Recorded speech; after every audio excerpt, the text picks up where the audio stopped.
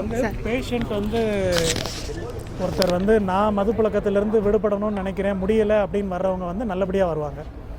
Rather வீட்டில் அப்பா அம்மா இல்லைன்னா மனைவி வந்து இவர் ரொம்ப குடிக்கிறாரு இவரை வந்து திருத்துங்கன்னு கொண்டு வந்ததாங்கன்னா அவங்கள கட்டாயப்படுத்தி கொண்டு வர்றவங்கள விட நான் திருந்தணும்னு நினைக்கிறேன் என்னால் திருந்த முடிய மாட்டேங்குது எனக்கு ஹெல்ப் பண்ணுங்கன்னு வர்றவங்க வந்து ரொம்ப நல்ல இதாகிடுவாங்க. திருப்பி மது பழக்கத்துக்கு போகாமல் இருக்கிறதுக்கும் நிறையா வாய்ப்பு இருக்குது.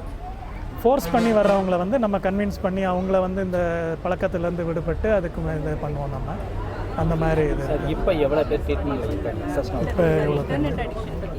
இப்போ எவ்வளோ பேர் இருக்காங்க மேடம்?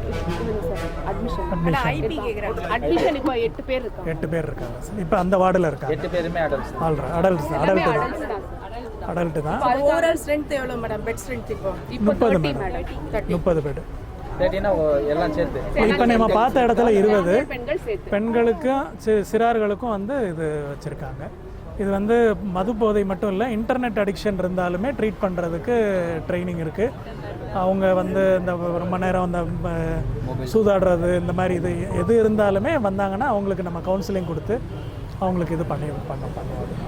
தேவை பழக்கம் பண்ணிட்டு தனி வார்டு, சிறார்களுக்கு தனி வார்டு. Sir thank you sir.